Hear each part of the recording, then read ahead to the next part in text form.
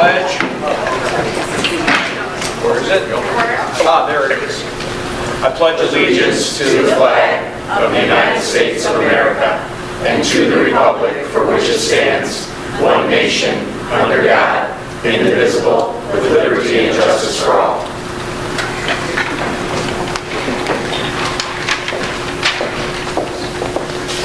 Ladies and gentlemen, good morning, good afternoon. A couple business items for you board members. Mr. Stepik needs to leave here shortly, so two things are going to happen. Trustee Schaefer is going to be our acting secretary today, and we're going to take Sam Barna's point number 7, and we're going to move it up right after the IB reauthorization visit presentation so that he can participate in a family tradition, birthday tradition. So do we need a motion to make those changes? Is that true? I think that our minutes need to reflect that Mr. Stepik is here through the motion for bonds. Okay, and then once those agenda, that kind of be appointed the acting secretary for the remainder of the meeting. Okay, it's not good enough that she does attendance and he says I'm here. You want him to be the secretary until then? Okay, cool. So Mr. Stepik, you would take attendance, please? Sure. President Donnelly. Here. Vice President Brasington. Here. Secretary Stepik here. Treasurer Guthrie. Here. Trustee Bailey. Here. Trustee D'Alessandro. Here. Trustee Schaefer. Here. All right, point number 2, changes to the board agenda. We just talked about one minor change. Yeah, we're going to move number 7 up, and that will become the new number 5. And that's the only change. Only change, all right. Consent agenda. We have the minutes of the March 13th meeting. Is there a motion? Mr. D'Alessandro? Move to approve the consent agenda as presented. Is there support? Mr. Stepik? Any discussion? Those in favor say aye. Aye. Opposed? Motion carries. Prearranged request to address the board. We have IB. Hi, everyone. Welcome to DA. Rita is going to do our IB presentation. This is some exciting news. We were reauthorized as IB school last year, but it's your first time to Daniel actually since then. So we're just going to share in your packet is our report, our feedback. That feedback we knew as part of the process in becoming reauthorized. But Rita's going to highlight some of the accommodations and some of the things that we've been working on. Okay. Thanks so much for giving me the time to be here. I do have PowerPoint version if you want to take a glance. So, Daniel Axford, super proud to let me just tell you first off, to just be a Wildcat, to be here. I've been here as an educator for 12 years, been in Oxford since I was a kid, and it's just pretty phenomenal to see the growth in what we do. And now my own children are here. That's my daughter in the pink pants where the heart is. Right. Rita, would you do me a favor? Just for the sake of the recording, would you grab that microphone right there? Absolutely. Thank you so much. So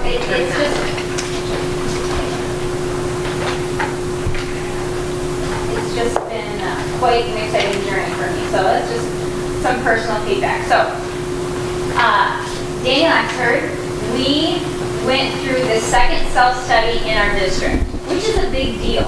Our first one was Oxford Elementary School, which was a huge success, and that was my first time going through the process. It was really nice that I had that experience to help lead us, DA, through that experience.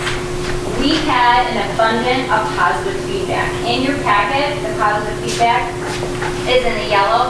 I just put, I collected, there's 112 standards, and I could go over all of the beautiful things they said about our staff, but I'm going to have you, take the time to glance at that. They couldn't say enough in those meetings. This doesn't even do it justice when we had that one-on-one conversation, but it was pretty moving. At one time, one of the evaluators cried because she couldn't believe the collaboration. So that first commendation, when she says collaboration and support, she could not believe the collaboration and support and how it was valued, that it brought her to tears. Do you remember this happening, Mr. Boyd? I do, I like those moments. It was, and you don't, and to have an outsider see that, it was pretty special. He's being serious, guys. Was Mr. Boyd brought to tears? Yeah, he was trying to. The next thing, we have a strong commitment in the IB district, and that is where I'm here to thank you for that. We can't do this alone, and it takes your support. And I mean, we work on so many different levels and with all the stakeholders, and we're so grateful we have the support from you, and we thank you for that. And they notice that, and they commend us on that.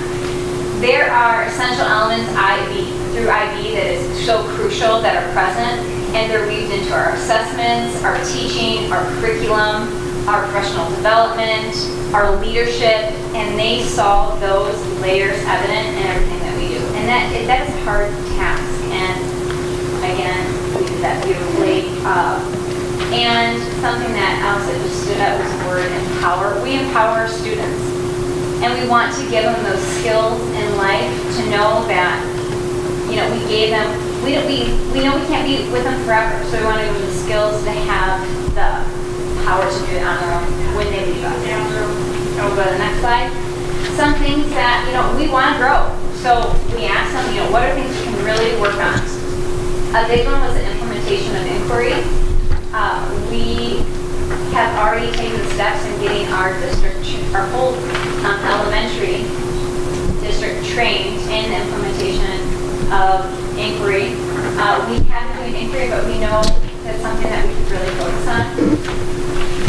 We have such great ideas here. They said, you know, we really want you to contribute to the IB community. And here is a picture. It's hard to kind of see it, but the other coordinators and I, Christine Vince and Stephanie, we held a professional development for the IB World School District here already. And I just recently went to a written curriculum. Professional development was a day long.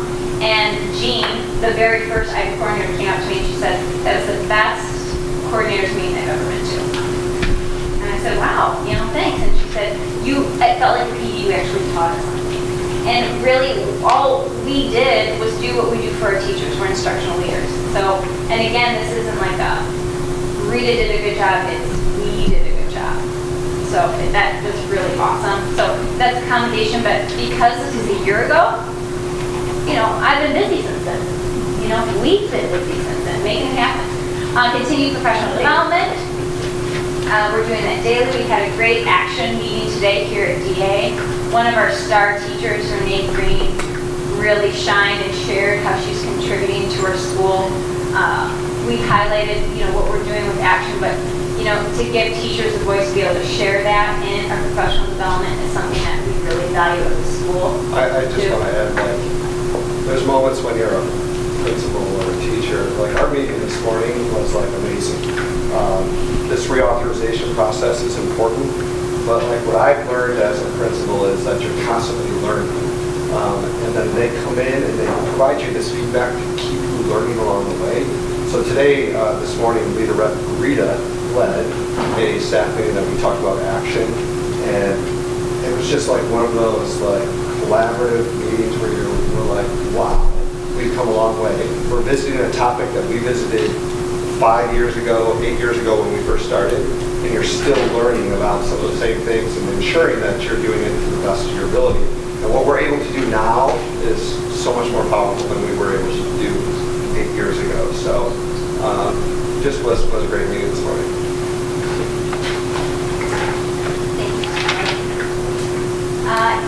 And so now we make an action plan with our commendations. So the action plan consists of these things as well as others, but these were some main things that stood out.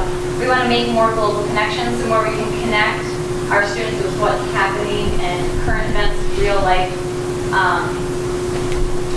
You know, we don't get to always, I feel like being in having a 3-5 school, they're doing exhibition and they have that real life connection happen a little bit more effortlessly. I feel like it's a little harder to find that here, so we need more resources in our library for that is appropriate for their age. Again, training our teachers, we have training coming up in August. Continue to collaborate and reflect and collect those reflections and use those reflections to help us grow. Continue to make those horizontal and vertical connections.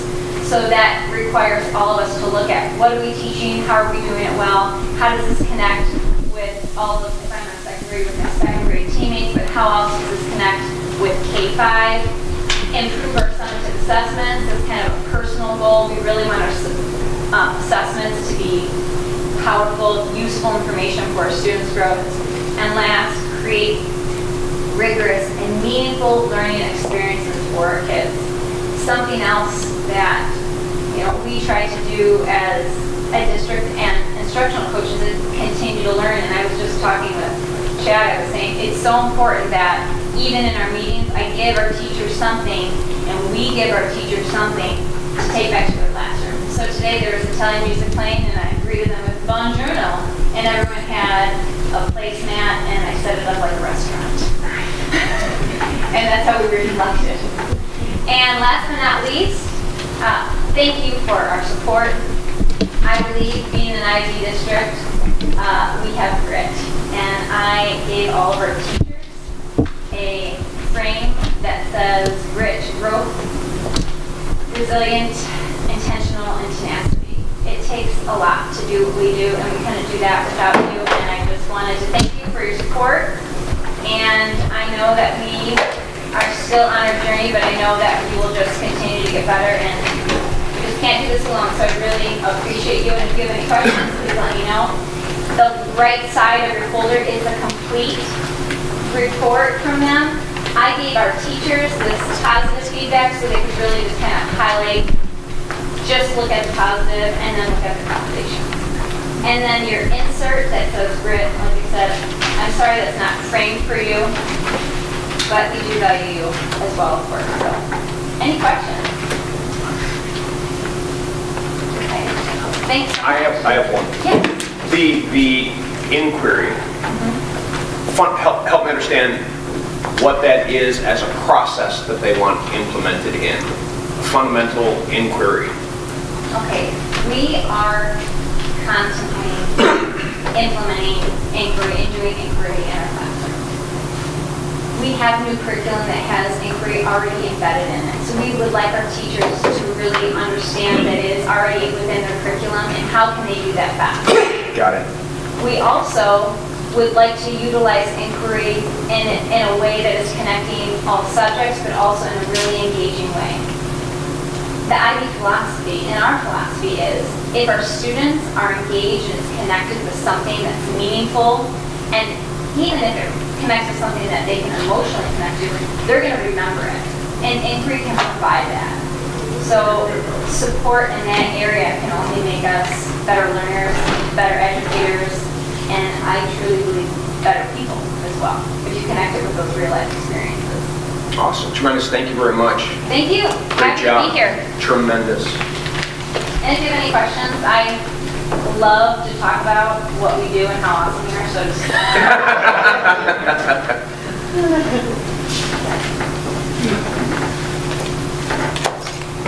All right, we've made number 7 our number 5, and so Mr. Barnett. Excellent. Well, good evening. I just have a motion for action, the resolution in regards to our application for the qualification of bonds and the sale of bonds this June. So I just wanted to bring that forward. And the single resolution then covers the whole, everything that we read in that authorization? That is correct. It Okay. does cover that, that actual resolution. All right, very good. Very good. Is there a motion? Ms. Guthrie? Move to approve the resolution authorizing the issuance and delegating the sale of bonds, the 2018 school building and site bonds as presented. Is there support? Mr. Bailey? Discussion?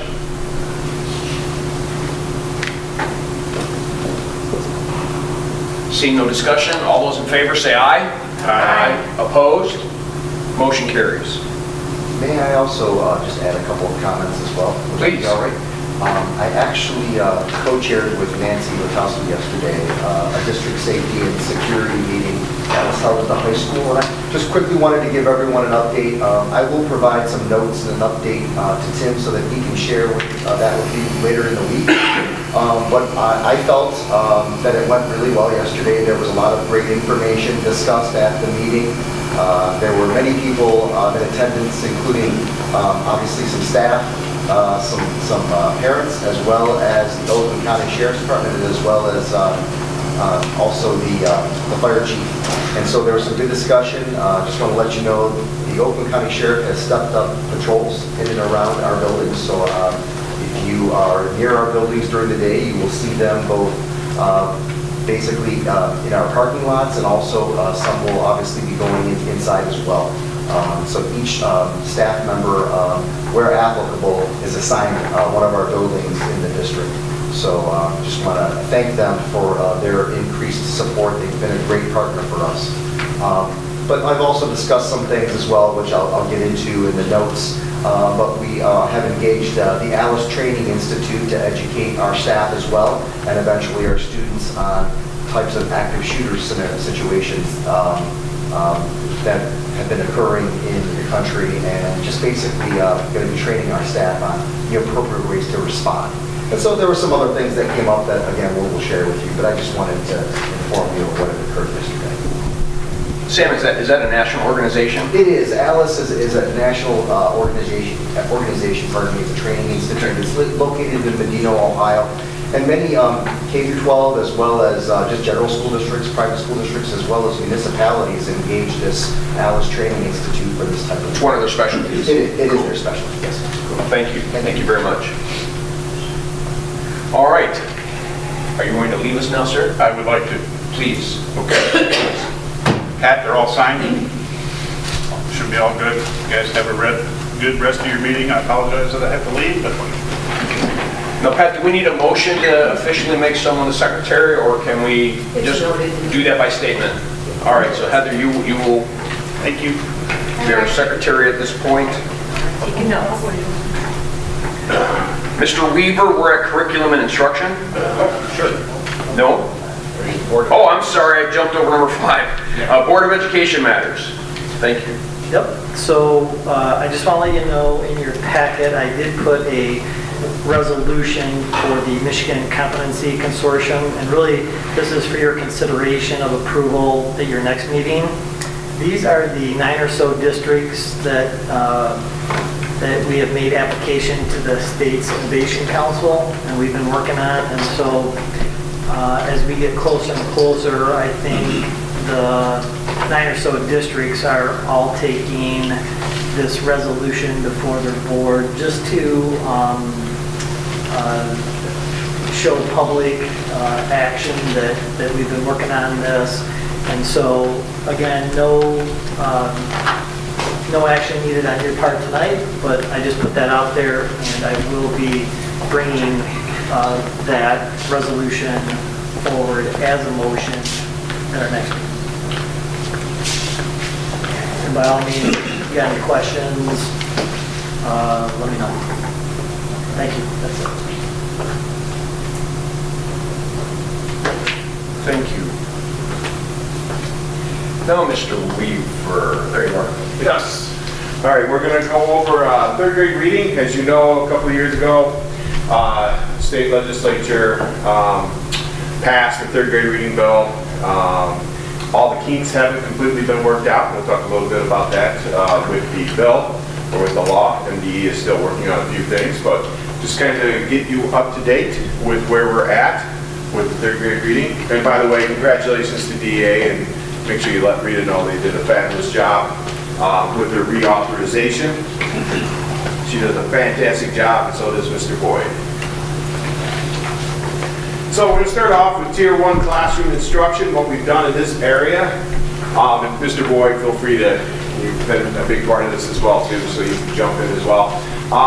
You can see here some of the things we've done. This addresses direct general classroom, your classroom teacher instruction. What we've done in the last 3 years, basically since the passage of the law a little bit before we got started with the writing a little bit ahead of time. I don't know, is there any questions, clarifications you need? You see the POI, that's what Rita was talking about, their inquiry unit planners. So we incorporated, we really made an effort to take our instructional materials and then structure our units around that. So so that they were one and the same, and you didn't see this philosophy of we do our curriculum, our ELA and our math, and then we do our IB over here. We really worked hard at bringing those together. That's probably one of the major things that we focused on. We updated the classroom libraries. That was thanks to Mr. Throne. I better throw that in there. I want to ask for some more favors. But that was over $500,000 worth of commitment to updating our libraries and bringing in fresh books for the kids. All of the classroom teachers got anywhere from what would we say, 200 to 400 books, I would say. Yeah, and I think the key point is that these aren't like our central libraries. This is our in-classroom library. So these are books that students are using every single day. Every classroom you go into here at DA, a student has a book bag or a book basket. So when students go to read, they're reading books at their level. So that investment into classroom libraries was expensive, but also touches the kids every single day. Yeah, and also important to point out, I mean, one of the major, I went to, been at a couple of reading conferences down in open schools, and one of the major things they said that impacts the reading in a building is having a access to a wide variety of interest reading materials. And if you just think of your own reading habits, how much easier it is to read something that you have an interest in versus something you're forced to read. So it's extremely important. We also added part of the law requires literacy coaching. So the first part was tier 1. You had to make sure that there was a viable curriculum for everybody, guaranteed and viable. And then you turn around, another requirement is to make sure we have a literacy coach. Glad Mrs. Magdaleno isn't here. She'd probably kill me for this. Pulled it off the internet. It's amazing what you can Google nowadays. Pulled it off. But Marie Magdaleno, she is our literacy coach. This is a big difference between literacy coach and reading specialist. Reading specialist is somebody that has a master's and a focus right in reading, and that is really their focus. That is not the writing and other aspects, speaking and listening. Whereas Mrs. Magdaleno, she's all 4 main areas. She covers all of them. She's involved in our word study. She's involved in our reading, writing. She's also involved in speaking, listening. She's in all aspects of the ELA curriculum. So she does the coaching of all aspects of it. The reading specialists that are in our buildings focus just on the reading.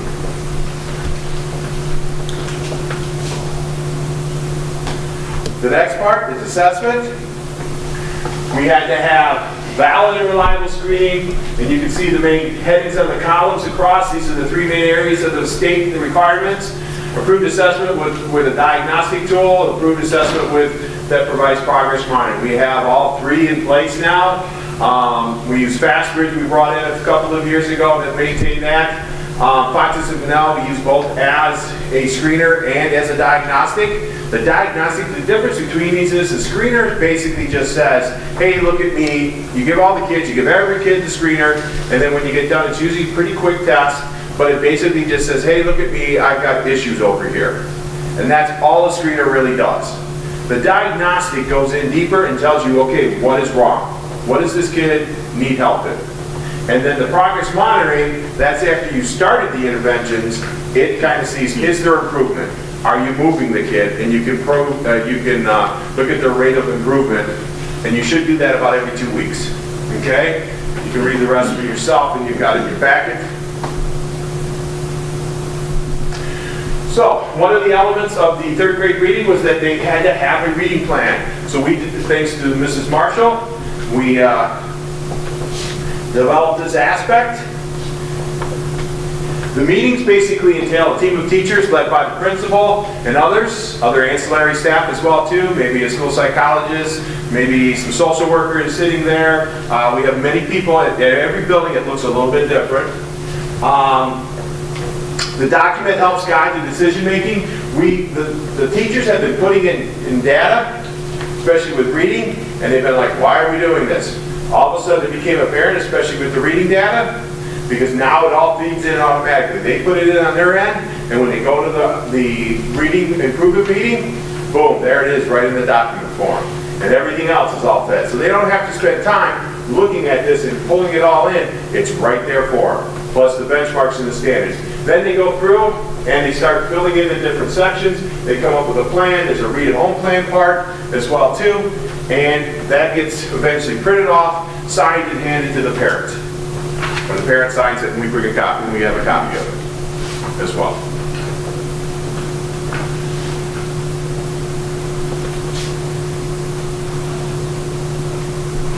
Intervention at PD. First on the intervention side, in the last few years, we put in place, or had in place, I should say some of this was here, and I'll tell you which was here. We have 4 full-time reading specialists. We pretty much, when I inherited the position, have had 4 full-time reading specialists. They're wonderful ladies. They all have a master's in reading, and these are the workhorses of helping push the reading instruction and the reading interventions along. We've since added 2 part-time readings, or no, we had 2 part-time reading specialist positions as well. Their positions have people that in those positions have changed, but what we have added is 2 part-time classroom teachers. They were former classroom teachers that we've now hired to help with reading as well in some of the buildings. Like for OE, we had 500 kids, and when we started this in 14-15, we had 0 people helping out with intervention in OES. We had almost 500, I think it's like 500 kids in there now, or just under. It was over at one point, and we had 0. We now have 3 interventionists at OES, and we're constantly trying to look and add more. Hopefully, with the new budget, with the increase, we'll be able to add, because there's a ton of need there at that building. But we help DA a ton, because we have pumped a lot of resources. You see 17 para positions. These positions did not exist. 12 of those positions did not exist 3 years ago. So we have added those. Those are funded through at-risk, all of our at-risk funds. Well, the majority of our at-risk funds, probably, I would say 5/8 of the at-risk funds, which is about $500,000, goes towards interventions and reading interventions at the elementary level, supporting different aspects of it. Okay? So, DA, how many people do you have? I mean, you had basically 14, 15, you and Mrs. Mumbrew and So Mrs. we Creech? had 1.5. So we have Mrs. Mumbrew, our reading specialist, and then a half-time position. Now we have a second, like 4-hour reading specialist position. So it's like the 3rd position. Specifically, those are all teachers who either have reading specialists, maybe a master's.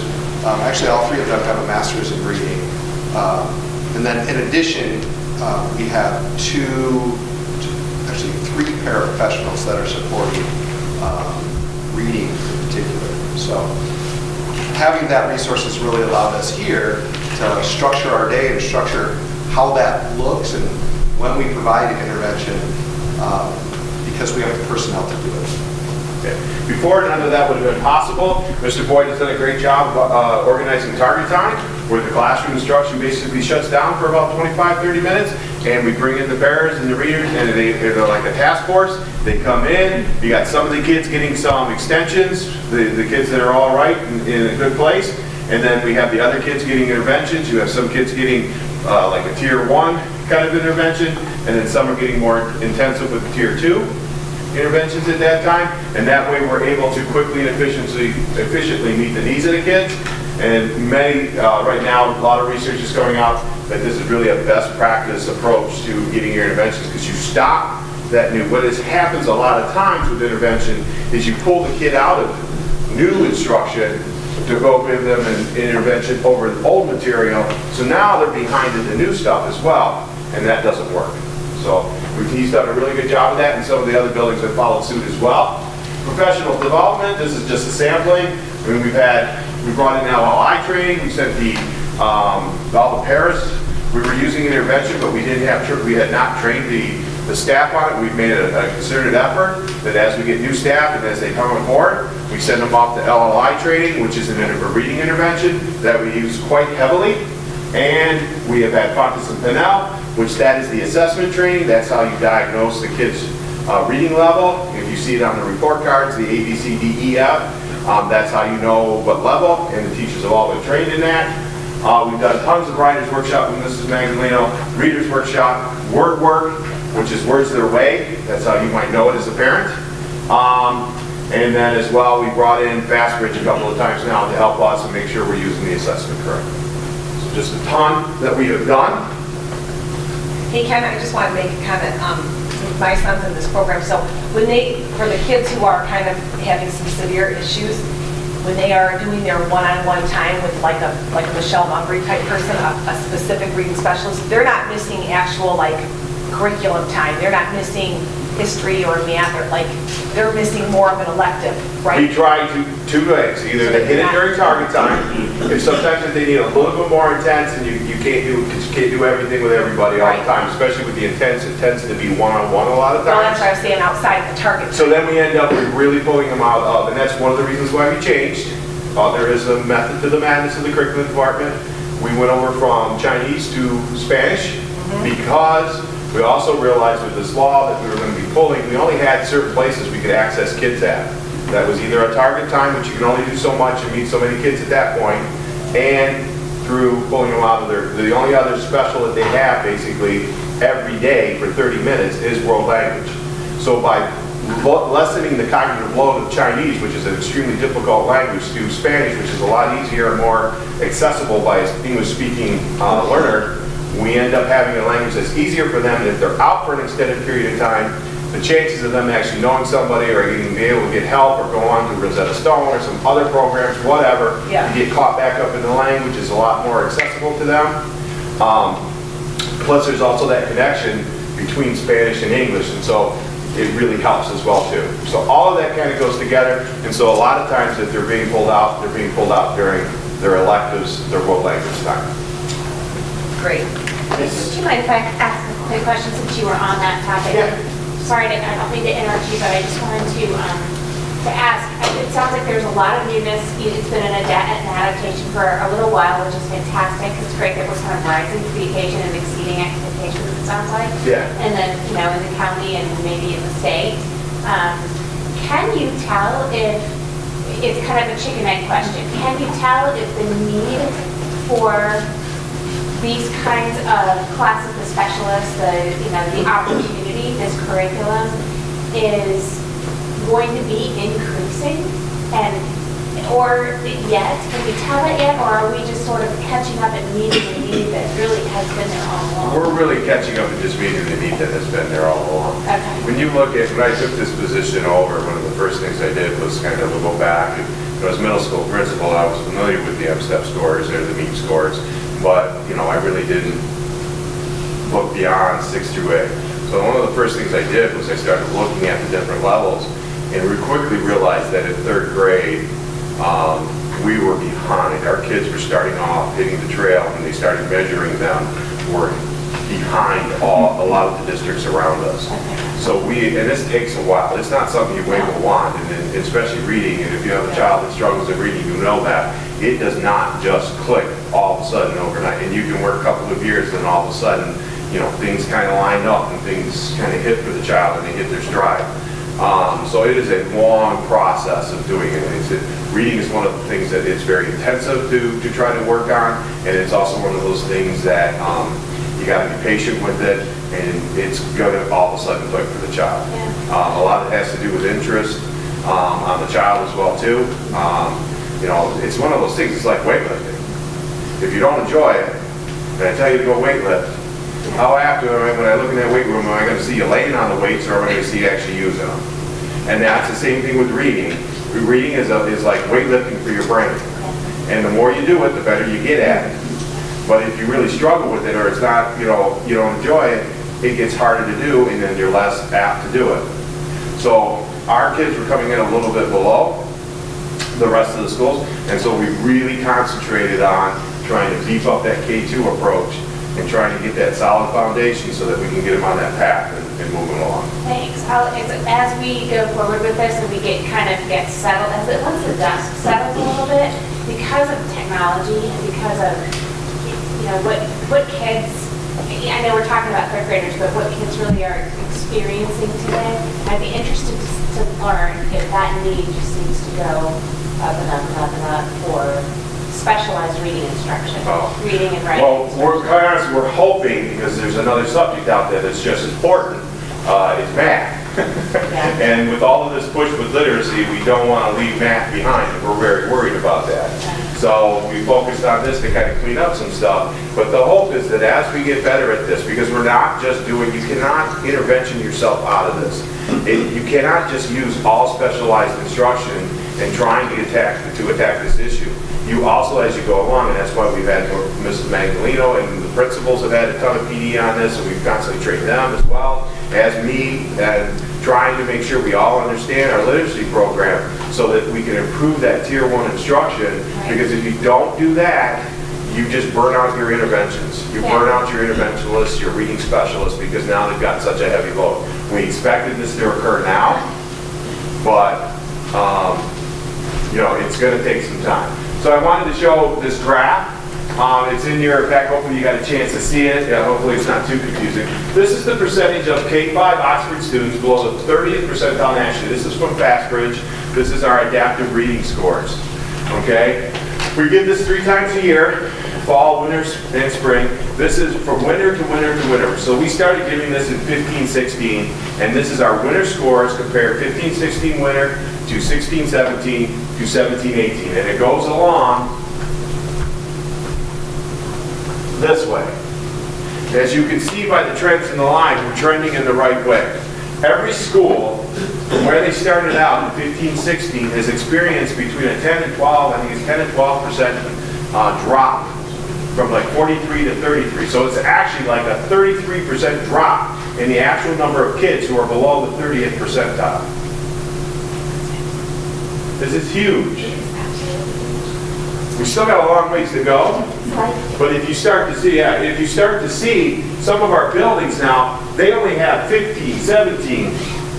Can't kind of read this too well, but you can see 15, 18, 17, 21% of their kids below the 30th percentile nationally. FAST is a test that's given to well over 200,000, 300,000 kids and growing. So it's a normed test.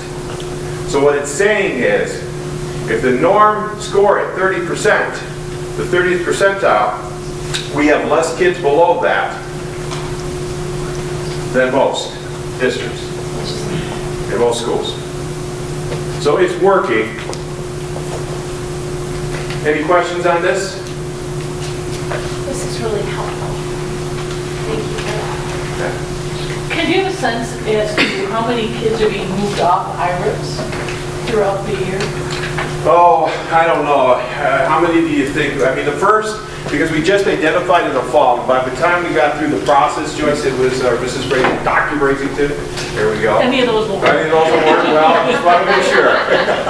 Dr. Brasington, I would say at this first, we were very cautious. What we didn't want to have happen was to move a kid off and then have the kid identified again. So we have district criteria. So the reading specialists and the principals, we have the reading specialists propose, and then the principals look at it, they give tweaks, it goes back to the reading specialists, and that's what we use for our district criteria. And so we basically say a kid is identified for IRIP if they're below the 30th percentile, or if their Fontes Pinnell level is not on grade level. Either one. And if it's either one, then the team sits, makes a decision, and kind of looks at things, because sometimes FAST will be, those standardized tests, I'll be honest. I mean, they kind of go up and down. I use STAR over at the middle school, absolutely love that test, as well as I really like, I think a lot of Fastbridge. But the kids, it's just the nature of testing, nature of kids. They have a bad day, they're grumpy, they didn't get the lunch they like, they blow through the test, and you get some odd results every once in a while. I think within the IRIP itself, so like, we we're more apt to change the intervention, or maybe a student is being pulled out during target time and seeing somebody every single day one-on-one. And then when we're assessing their either progress monitoring or the next Fastbridge assessment, we may change that assessment to maybe small group, or we have some students that are back in the classroom and not going out for reading assessment, but we still have the actual plan behind the scenes to say, hey, we're still monitoring, and we're not going to be comfortable saying, hey, the plan is all gone, until they go through a couple testing cycles to say, you know, you're gone. So we are making a lot, and we're communicating with our parents, like when we make those changes, so that they know, okay, or maybe initially on our IRIP, their focus was phonemic awareness, but then as we get to the next assessment or through the feedback from interventionists, they're ready to move on to a different focus. Maybe it's phonics or something. So we're making those changes within IRIP a little more often than just saying, okay, you've graduated out. We did have a lot of kindergartners, because coming in kindergarten, there's lots of changes initially. So I think here at DA we had like more kindergartners sort of leaving, but we added a few more too. But I think we're being really cautious. Yeah, this first go around, we were very conservative in movies. Like, we wanted to see that kid definitely back up and where they're supposed to be. You know, both their fast score and their fondness of Pinnell. And, you know, and I kept preaching, and probably preaching to the choir. I mean, what you don't want to have happen is move them off, and then next go around, you're talking to the parent and saying, oh, guess what, we're back again. You know, keep them on there and make sure if there's any doubt. It doesn't hurt the child. You're going to help them even more. Make sure those skills are found solid. And everybody's been fantastic. And like Mr. Boyd said, we've been more about changing the plan, tweaking the plan, fine-tuning it. And that's something that has really been beneficial, is really working at those plans, tweaking them, and being effective and efficient with our interventionists. It looks like a lot, but when you look at the need, the number of kids and everything else, it gets used up pretty quick. And so that I've been preaching constantly to the elementary principals. We got to make sure we know what we're doing is working, and the only way you can do that is progress monitoring and making sure that kid's moving and making sure everything's kind of put together, because we don't have resources, and I don't want to say waste because we're dealing with kids, but to expend on efforts that are not successful.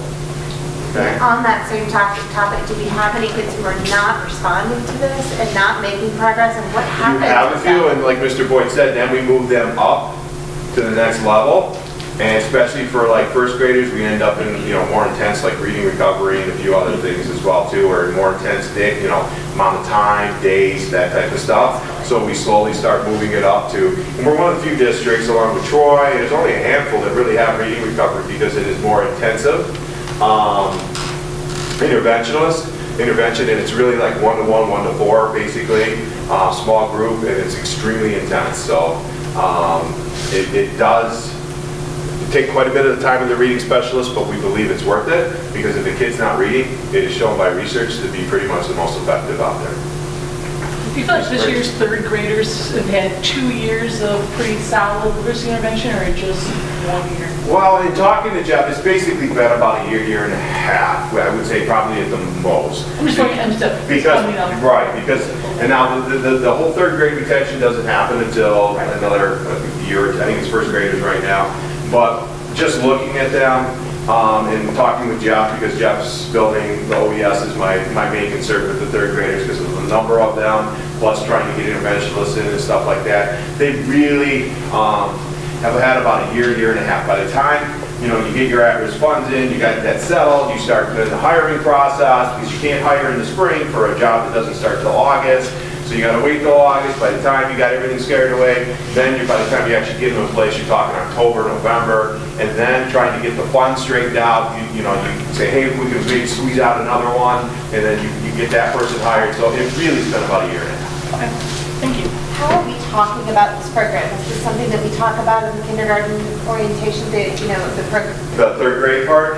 Yeah, I mean, just like, how do we talk about this program in our community and then outside of the community? Well, the principals all held a presentation on it. The teachers, one of the things too with the IRIP is you got to have parent involvement in the plan. And so we had teachers meeting with parents, and so they explained it as well too.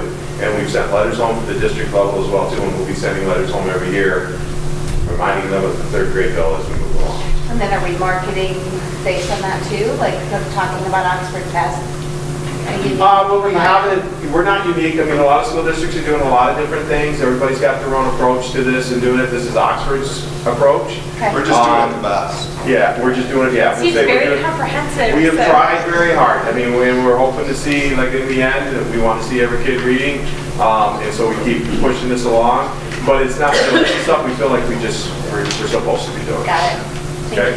Thank you. So just a couple last things to remind you. A couple of things they haven't figured out. M-STEP is not a reading test. That is the test that they're looking at using to say whether or not a kid needs to be retained. It is an ELA test. So when they say 50% of the third graders can't read, that is not true. 50% of them cannot pass the M-STEP ELA test, which is completely different than a reading test. The FastBridge, Foxes and Pinnell, that's a reading test. The M-STEP, not necessarily a reading test. It's not a very good test, quite honestly, at all. The measures, they have 14 targets in reading, 10 targets in writing, 4 targets in speaking and listening, 4 targets in research. Here you can see this is the blueprint for the M-STEP. They have 14 to 16 questions, over 12 targets, 14 targets. Literally just one question per target, basically, maybe 1.5. That's not a lot.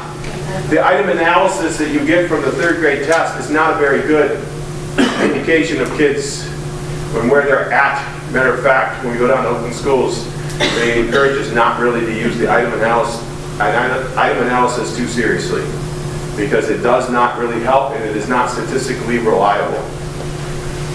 And you can see the other areas as well too.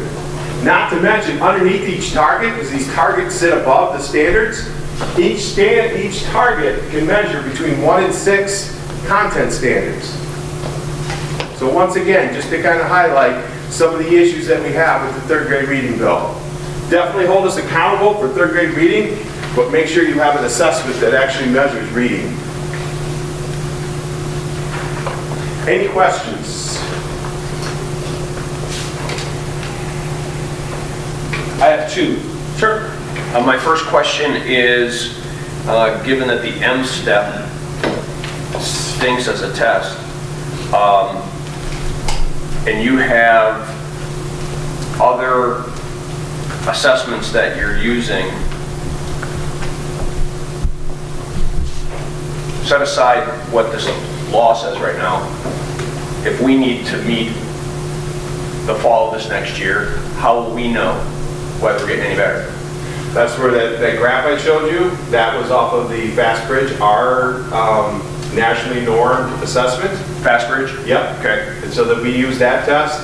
And then also we have the Fontes and Pinnell, which is a widely evidence-based, whatever catchphrase you want to use, approved assessment that the teachers use, that it's more, what would you say, one-on-one, more thorough. It's a diagnostic. There is some teacher judgment that does creep in, so that's why we use Fontes, the FastBridge as well. But that also is a good indicator of where the kids are at, and they have nationally set targets that you should be hitting, letters that you should be hitting. And we have that data in Illuminate to start looking at and tracking that as well. And it's immediate, so we know right away, like, this is how we're performing and making adjustments, like, right away. And following up on your answer there, are districts trying to get together, talk to our legal representation, our state, to use a different test? Yeah, we go through open schools, try and do it as a group of schools, and there's been a lot of talk of teaching and learning. That's a group I go to, and also I go to Hope React, and they have pushed forward, and everyone I think is well aware of the limitations. It's kind of a battle that's gone back and forth between the state legislature and MDE, because they've also put in time requirements. Not all of this is like MDE's fault with the M-STEP. They put in time requirements, and because of the testing items and the way they're constructed, they take longer to individually take longer to take. And so by putting in those testing requirement lengths, they ended up pulling out a lot of the items. Okay. My second question is, going back to the results, the percentages of children. If I take Lakeville out, given the demographic differences in Lakeville,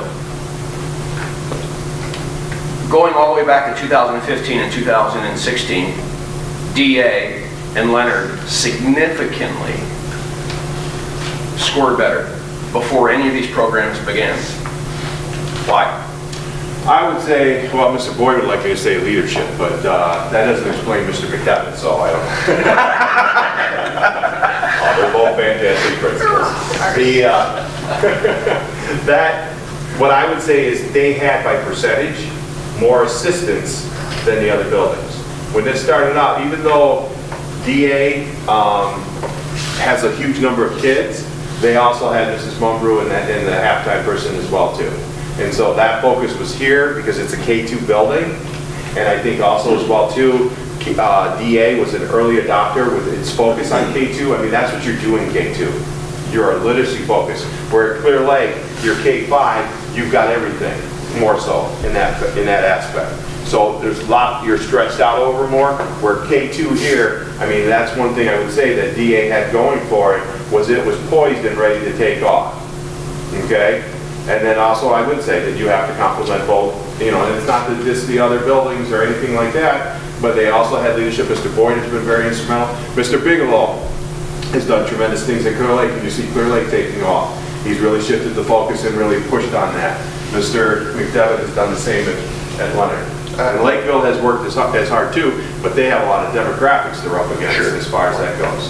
I think, like, we talk a lot about the intervention and those sort of things, but, you know, one of the things here and really in the district, even before all this began, like, Maureen Magdalena was already on staff. That was one of the things that we did even before the third grade reading bill. So here at DA, a lot of the teachers piloted some of the new reading materials even before it was being pushed by law. So it was like things were rolling. It wasn't just DA, but in the district, addressing the curriculum and the tier 1, the bigger things, early, and then bringing the intervention a little bit later, has really propelled us forward, because now you have a curriculum and a practice that's addressing all of your students, and then you're supporting the ones that are being flagged as, hey, I'm kind of struggling in this curriculum. So the intervention has been awesome, but I think the tier 1, the work that teachers are doing right in the classroom with everyone every day, is what is really showing in the results for the district as well. So it's been a combination of the two pushing it along. And like I said, DA, I think they had probably 60% of their staff, I think almost 50 to 60% of their staff involved in the piloting of the reading materials. So they were ahead of everybody. So it's just a combination of things. It's not just one thing. You can't just improve your tier 1 instruction. You can't just do your intervention. You got it in, you know, a principal that's on hands-on, and they've all 5 of them have just been wonderful to work with and really pushing on this and working at it. You know, Leonard had, because it was Title I for the longest time, they had some extra help out there as well too. And for the number of kids, it's a smaller building. By percentage, they had a lot more assistance. Plus, between Paul and Mrs. Andrea, they really had that MTSS approach and really had pushed on that, and Paul supported that as well too. So it's been a combination, the classroom teachers, it's the interventionists, it's the principals, Mr. Boyd, Mr. Brown, Mr. McDevitt, Mrs. Gibson-Marshall, and Mr. Bigelow. They've all been great. They had a pretty good principal prior to both of those bills. Yeah. That still exists, I think. Thank you. Thank you very much. Any other questions? Yes, sir. Just a couple of comments for clarification. So one, there's nothing else. If you walk out of here, this is what, from my perspective, what I want you to know.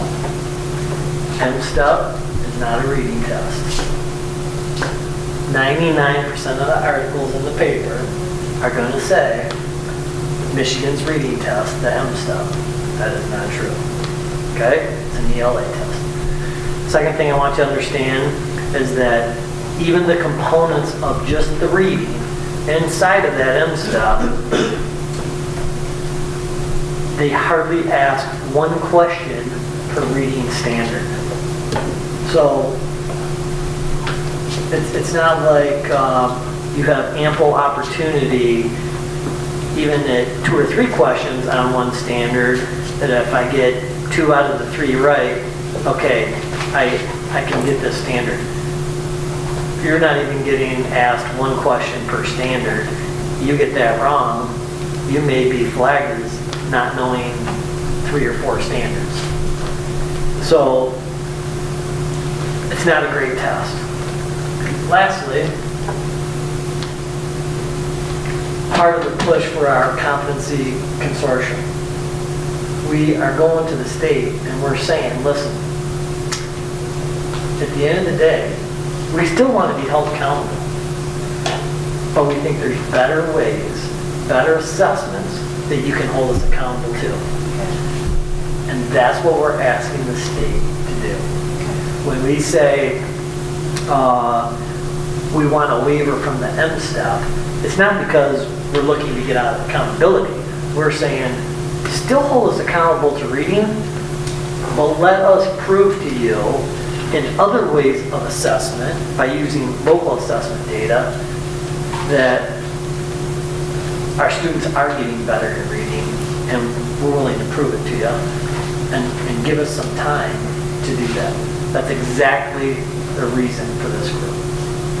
Very good. Thank you.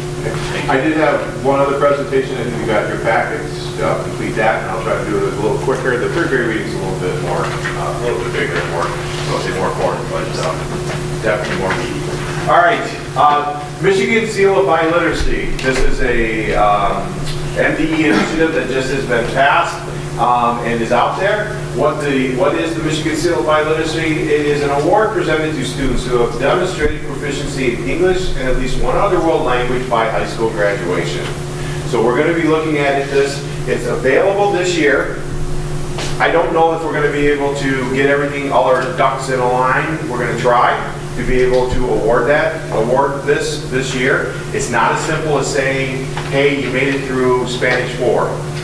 There's a lot more to it than that. We're going to discuss that here in just a second. What are the pathways to biliteracy? There are several pathways. You can do it through academic coursework. So you can take courses. You can take Spanish 1, 2, 3, 4, or Chinese 1, 2, 3, 4. There is also heritage and home language acquisition. This is basically, hey, you go home to a household that speaks another language predominantly. Like, it could be Spanish, Chinese, any of them. You name any of them. You go home, mom and dad talk to you. I have friends that they speak German in their house. So the kids in the family all know German. They might be able to qualify in German as well as whatever language you're taking through Oxford right now. So there's that way. And then there's mother tongue maintenance. This is for children that immigrate to the United States after grade 6. Like, they've had advanced coursework in another language, in another country, and then they move to the United States in probably like 7th or 8th grade. So they've already demonstrated they have proficiency because they've been learning in that language, and now they're learning English.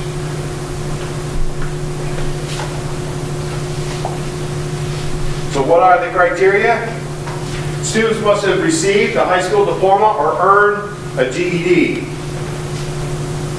Easy enough. They must demonstrate proficiency at the intermediate high level on an approved world language assessment. We'll talk a little bit more about that later. And students must meet district English language arts requirements for graduation. Those are the 3 criteria that you need to meet in order to get this certificate or seal that will be affixed to your diploma. Okay?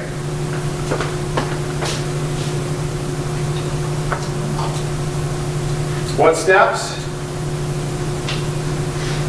1, using the seal, develop a protocol for awarding the seal of biliteracy. Then, create an application process. I'm going to be over after presenting to you. I'm going to be going back, starting a district committee to get this process started, to then come back to you and have you pass board policy that this will be affixed and we awarded at graduation, if you so choose. I will need to have your input on that, if this is something that you would like to pursue or allow. Okay?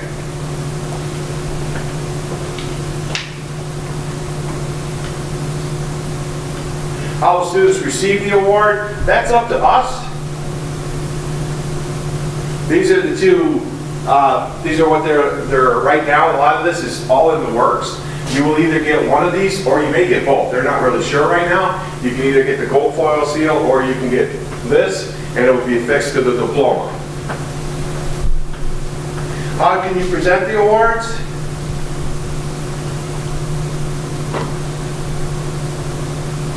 That's up to you.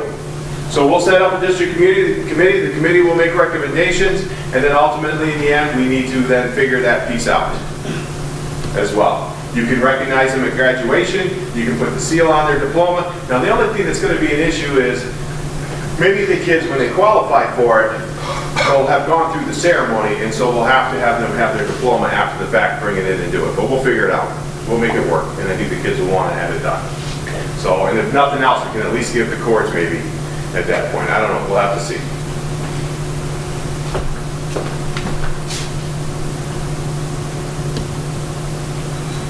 Any questions on the seal of literacy? Intermediate high is pretty high standard. We give the stamp test already. It ranks kids 1 through 9, just to give you an idea. They can also pass it by passing the AP or IB test with like a 3 or 4, I forget what it is exactly on that test. But we anticipate, looking at things, anticipate anywhere from 8, 10 kids to maybe possibly 15 kids. Maybe this first year might be qualified for it if we were able to get this all in place in time. I mean, it's on a time crunch. A lot of the districts are like, there's no way we're going to make it. I'd like to see if we can. At that point, if we can, then we have to pull it back at that point because it's not going to lose anything by trying, I don't think. But I also don't want to put it together in such a way that the process is not clean and set up correctly for the future as well. The other thing that just to kind of give you a heads up that I want to try to work on as well too is start honoring our kids that complete the MYP program in the personal project and do kind of the same thing with possibly cords and some type of seal or something to affix. And these kids work very hard. We have the personal progress class now set up, which is quite an accomplishment to take that class and pass. And I think we need to start looking at our MYP program with pride, especially as we're going to be working on it and trying to spruce it up even more. And I think we really need to look at something as honoring those kids that go through, especially take that extra challenge of the personal progress. And eventually, we're going to have to come up with a process where all kids should be looking at maybe taking that personal progress class. So I want to work on that as well too and kind of get that, get your approval on that. So do you have any questions? I'm hoping this isn't a dumb question, but are WAVE students, Oxford International Program students eligible for the seal of biliteracy? All kids. if they graduate? If they graduate. They meet the graduation requirements and then meet the testing requirements, or like there's other ways. There is, if you're worried about a kid taking the stamp test and passing, there is a portfolio process that they can do, which would be based off their coursework in their courses and stuff. It's pretty hard, and there's some rigorous standards that you have to meet for that. It's a little bit harder because you have to have people like in the community that understand that language and so forth, but we're going to work on trying to develop that as well. Are the English tests different? Because I would think that with the international program students or with a student who has heritage at home, they can qualify for that. They wouldn't have to take the test. They don't have to take a test in English. They would have to just meet the English graduation requirements. The MDE did not feel like the kids should have to take a test in English. We do have the WIDA test, which is that test, and most of the, especially the kids that we get now for the international program, those kids would be just fine with that. They would have no problems with that test. But the test is for only if you're learning it as a second language. right? You do not have to take, like if I come from Spain and I'm speaking Spanish, Right. and I come over here, I do not have to take a test in English to pass. I just have to meet the graduation requirements for English. Gotcha. Okay. Which actually, that's pretty rigorous in itself. You're not going to be able to pass if you don't know. know how to speak English. Okay. Interesting. Thank you. Any questions? Any other questions? That was a lot. Sad Mr. Stepik had to leave. Yeah. I think asking for a presentation, so. Thank you. Yep. We are at Human Resources. All right. Well, I wanted to share with the board that we've been conducting an investigation based on the information we shared last week at the board meeting. Met with a number of people and taken appropriate action. So just wanted to let you know that we dealt with the situation, finalizing some of those pieces and feel we've reached a good conclusion with that. I also wanted to let you know that we interviewed for a payroll specialist today. We are currently filling that position, and the rest of the week we'll be interviewing for the HR and curriculum positions. Good luck. Interviews going on. Thank you. Thank you.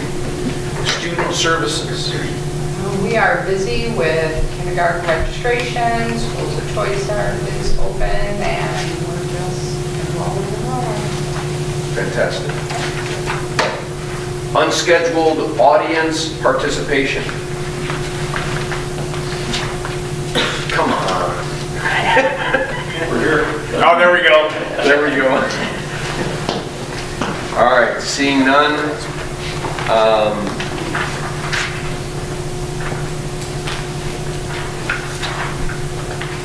Scheduled activities. Hope you all have your tickets to see Cinderella. I was going to say, Cinderella, right?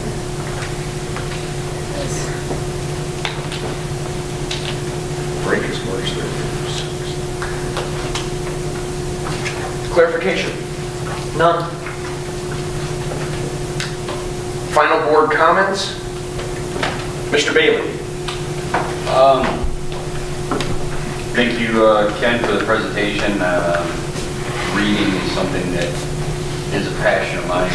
I like to see that you're going way above over on that. So, thank you. The IB program exhibition I know is coming up, and again, if you can volunteer help with that, that is a great opportunity. So, if you get the opportunity, please do it.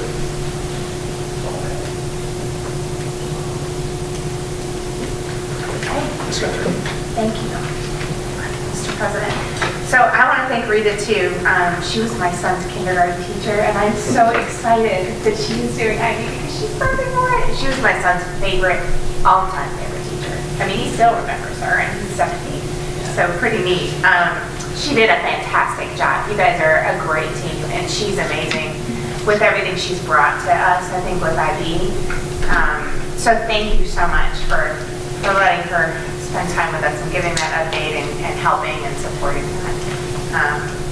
I'm really curious too about how we talk about IB, with how we talk about this. I mean, she gets, it sounds like, so many compliments, so many, even the evaluators, someone from outside the district coming in and complimenting us on a program, how is that used? So that was just something that I didn't want to take away too much time, but I'm interested in that. So maybe we can talk about that. Okay, and then Tim and Ken, I want to thank you guys so much for that library enhancement.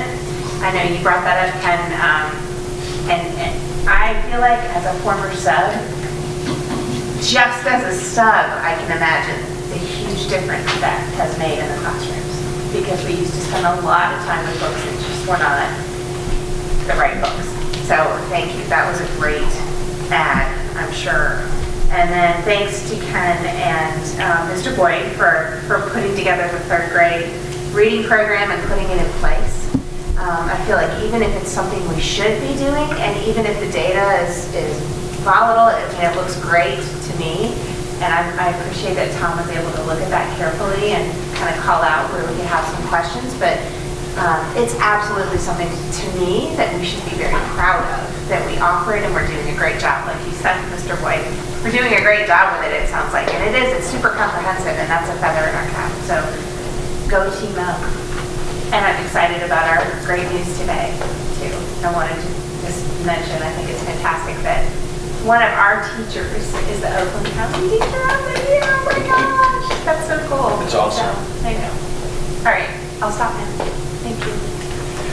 Mr. DeLisandro. Ken, thanks for the presentation.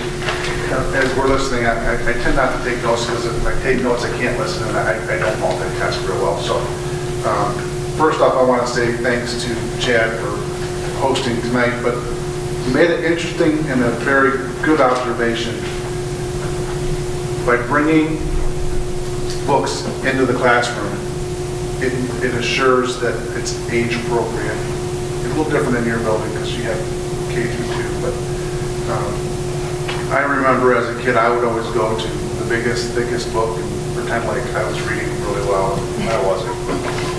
So giving the students the opportunity to feel comfortable in their classroom, something that's appropriate for them to read, it just enhances their ability to read at an early age, and that, I think, is probably one of the best things that we decided to do. So we started looking at the numbers and how everything, I think Lakeville went from 47% to 24%. That's a big jump as far as, ability to read. And Jenny asked the question, how are we doing this? I think, all in all, we have to focus on what we want to be. We can't worry about whatever every other district is doing, because some of those other districts aren't the same type of demographics that we have, and they might not need early intervention reading. They may be stronger on that all in a whole. So I think it's really important for us to understand what it is that our students need and what our curriculum should be that fits best for our community. Different buildings have their own special needs, and so we have to really focus on all of them. And I think as we focus on what is best for us, I mean, that's what you guys are doing right now. Excellent, excellent job. All the way from Ken, all the way down, the principals, parapros, interventionists, so excellent job. That's it. Ms. Schaefer. Well said. So I echo what Dan just said too, and I wanted to thank Chad for having us. This is, my kids are here, so this is, I love when everybody comes here because I'm very proud of DA, and I think that this is a great, we're kind of a showstopper here. We have a lot to offer, and I think Rita kind of pointed that out. We have her here, and she's just awesome. She's a great friend, and she's just a diamond in our staff here. So we're lucky to have her, and her and Chad work so good together, and there's a lot of excitement here in this building. So I'm proud to be here, and I'm proud that we got to have our board meeting here. Thanks for having us. And I do really think that reading intervention, it is working. It is working. So I have a second grader who, it's nice to talk about somebody that you actually know and to be able to plug it in. But, in kindergarten, he just wasn't getting it, even the basics. But, so the reading program, the program is here to work. It's going to work. And when those books came in, I came in and helped stamp them because it was they were like, "You want to come stamp books?" I'm like, "Yeah." I thought I'd be here an hour. It's 3 weeks. I mean, how many more books do you need me to stamp? I had to bring stamps and stuff in. I was just stamping away, stamping away. So I mean, these teachers when they say they got a library, they're not joking around. I mean, they have a full-on library, and it's amazing that these kids get there. They get to go book shopping, and it's very exciting. So thank you for approving that, Tim. I appreciate that. All good. Dr. Brasington. Nothing else to add. I can just echo everyone's comments, and extra source of pride being NECA DA. Chad, you've done just a great job. Just great to be able to have. Very good, very good. Comments that we have are just to echo what all of you have said, but I want to do it in a 10,000 feet up in the air, a cheerleading issue, third grade reading issue, successfully getting a bond, the IB reauthorization. All of that screams out proactivity, collaboration. It talks about a culture that stays ahead of things, a culture that reacts to things and does it immediately, that doesn't the difference between being forced to move and moving because you need to, right? And these things, it's just proud to be a Wildcat because these are the kinds of things that you get when you react the way that you should, and you stay proactive and you do things collaboratively. You change a culture, and the culture then, boy, just moves. So, just proud of all of you. Great job. Great job. Superintendent Throne. Yes, thank you. I have just a couple of items before we go into our closed session. The first one is I want to let you know that I received a letter today, and it said that I'm proud to inform you that that Crone Truex, who works over in our transportation department, was nominated by her peers and selected by the committee to receive the 2018 Oakland County Excellence in Transportation Award for Oxford Community Schools. And so they're going to be having a banquet in her honor sometime in April, but I wanted to let you know that Corone has been given this honor.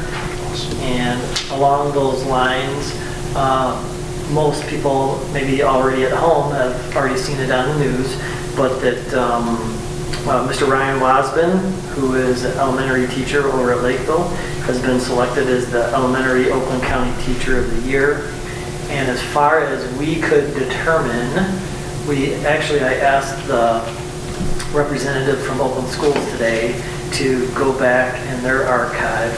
But as far as we've been able to determine, we think this may be the first time an Oxford Schools teacher has been awarded the Oakland County Teacher of the Year.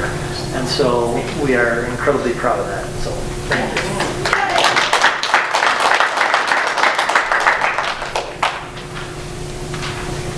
Anything under other? No, closed session. Closed session? Before you have personnel evaluation of staff member, if the named person requests a closed hearing. Support? Mr. Bailey?